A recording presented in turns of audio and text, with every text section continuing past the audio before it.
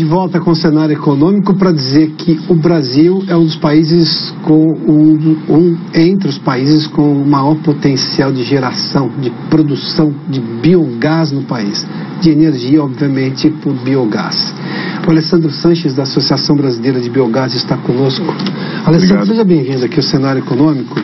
Os dados são extremamente interessantes, porque além da gente estar entre os maiores com maior potencial de geração de biogás, a gente tem descoberto fontes cada vez maiores no Brasil para gerar biogás. Sim, é isso? Sim. E a coisa mais importante que é a tecnologia é nossa. Então, antigamente as pessoas achavam que para desenvolver o biogás, nós precisávamos trazer tecnologia de fora para aumentar a eficiência. Isso não é mais um problema nosso. A tecnologia brasileira já é suficiente de dar conta do potencial teórico que nós temos de biogás. Nós implementamos a tecnologia, quer dizer, melhoramos uma tecnologia que vinha de fora ou criamos aqui coisas? Nós criamos aqui, melhoramos o que veio de fora, mas também criamos aqui. Você sabe que quando eu falo da história do Proálcool, que foi exatamente... Sim. E o carro bicombustível é uma invenção genuinamente nacional. E a gente está passando pela mesma fase, né, de criatividade e de realização de potencial que o Proálcool teve logo no início. A única diferença é que o Proálcool teve os passos lentos dado a situação, né? E agora, com a tecnologia que a gente tem, com o conhecimento que nós temos, os nossos saltos são maiores. Então, por exemplo, a meta nossa de aumento de biometano para o 2019 é de 500 mil metros cúbicos dia. A ideia nossa é chegar a 2030 para cerca de 32 milhões de metros cúbicos dia. Então, num período muito curto, a gente tem como realizar esse potencial numa escala muito grande. A eficiência energética do biogás é alta? Sim. O biogás em si, quando ele é purificado e transforma o biometano, ele chega à eficiência energética do gás natural, que é extremamente competitivo dentro dos combustíveis fósseis. Então isso quer dizer que o biogás é tão competitivo quanto qualquer outro combustível que a gente tem aí, o diesel e a gasolina. Se eu colocar na balança de custo para ter biogás e o quanto ele me dá de eficiência energética, qual é exatamente a situação? Porque tem um aspecto que é ter alternativa energética. Isso já é grandioso. Já. Não vamos diminuir nada isso daí. Se a gente começa a colocar o benefício ambiental que o biogás tem, a gente já tira os outros de qualquer discussão. Esse é fantástico. Primeiro, as duas coisas que você... Primeiro, esse detalhe é extremamente importante. Mas primeiro é ter uma fonte energética eficiente. E segundo, é o benefício que eu tenho para o meio ambiente, que isso tem um custo elevadíssimo hoje.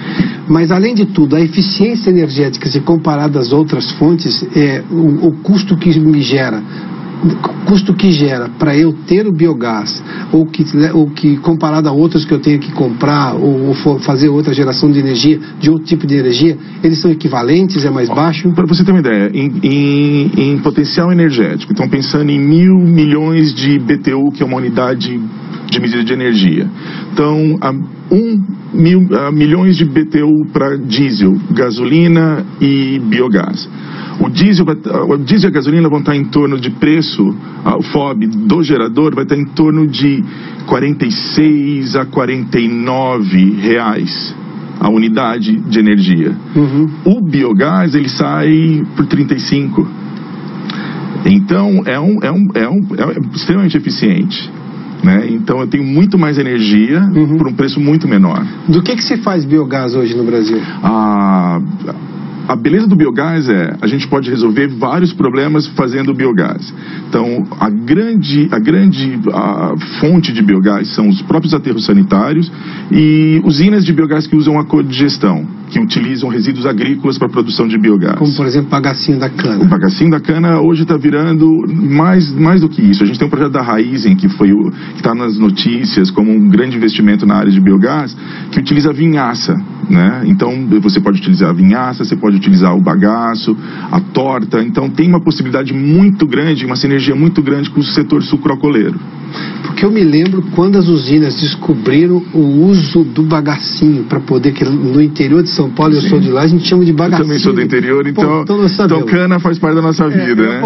Somos cidades que são uma ilha no meio de um mar de cana, não é isso? Sim. Mas eu me lembro da história que os agricultores de, por exemplo, pequenas hortas na cidade, cidades iam buscar bagacinho para ser exatamente ali, para misturar na terra e fazer horta. Sim. A usina dava aquilo de graça, eu me lembro disso. Sim. Quando a usina descobriu um uso econômico para aquilo, e que dá bônus, inclusive, de pegada ambiental para a usina, acabou a festa, porque aquilo virou uma commodity que ela gerava. O que era um problema virou uma commodity altamente lucrativa. Então, a gente pensando nessa mesma ótica, a gente tem vários problemas que podem virar commodity. Então, a gente tem a questão de saneamento, né? Existe uma sinergia muito grande, a geração de biogás e o tratamento de esgoto, né? A gente tem projetos da Sabesp fazendo isso já em Franca, né? E até tentando substituir a frota, o combustível da frota de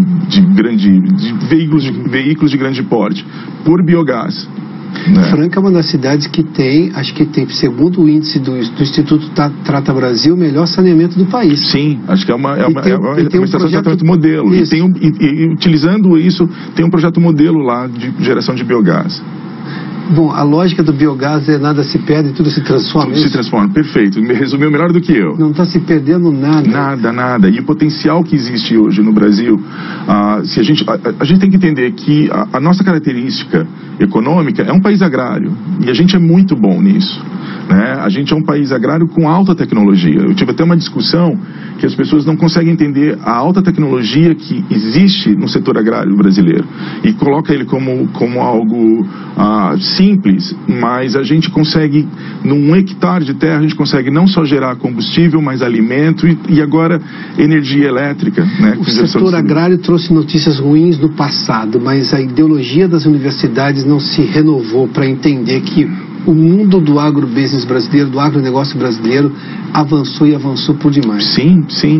E a gente precisa ter orgulho desse tipo de coisa. Nós temos uma commodity que ninguém tem, uma capacidade que que o mundo adoraria ter e nós temos. E nós temos. Então, boa parte da realização do biogás é entender essa característica que a gente tem forte, né? Ter orgulho da nossa terra e da nossa produção. Deixa eu lhe fazer uma pergunta sobre uma questão importante. E com relação à questão de leis ou de normas para se fazer, isso ajuda o problema de impostos na cadeia? Isso é um problema? Regulamentações? A regulamentação está andando a passos largos dentro do setor de biogás. Que boa notícia. É raro ouvir isso, que a regulamentação está andando a passos largos. Tanto a ANP como a EPE, que são agências voltadas direta à regulação do setor, têm andado passos largos com até a injeção do próprio biometano na rede de gás natural. Então, o trabalho da biogás até é servir de interface com essas grandes instituições e discutir a regulamentação e de que maneira incentivar ainda mais a introdução do biometano na matriz energética brasileira. Então, essas grandes parcerias estão dando grandes resultados no espaço curto de tempo. E um grande marco para nós da associação é o 5º fórum que vai acontecer agora no dia 31 e dia 1º de novembro, no qual as grandes agências nacionais de regulação vão estar presentes. Todas, a ANP, a EPE, órgãos financiadores, vão estar presentes discutindo o biogás no Brasil. E esse evento é o maior evento de biogás na América Latina. Então, em 5 anos, a gente se tornou o maior evento de biogás na América Latina, dado o potencial brasileiro. Eu vou pedir para você repetir todas as fontes de biogás que nós temos no Brasil, porque isso chama por demais atenção, por favor. Qualquer rejeito agrícola pode ser transformado em biogás. Vamos pegar o caso da cana. O que antes era uma cana, que só gerava açúcar e álcool e poluição atmosférica porque era na queima. Então a gente tem a palha. Não queima mais. Eu tenho açúcar e álcool do mesmo jeito, com produtividade maior e além de tudo eu pego o rejeito e...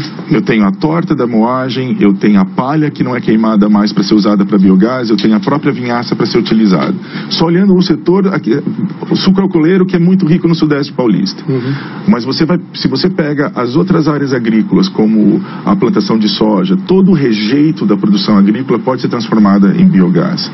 Não pensando só na plantação verde, mas a gente pode entrar isso com gado de corte, confinado, com esgoto e outros rejeitos. Alessandro, obrigado. Eu que agradeço pela boa presença. Notícia. Obrigado uma vez mais. O Cenário Econômico termina aqui. Obrigado pela sua companhia, pela audiência. Boa noite a você. Até amanhã.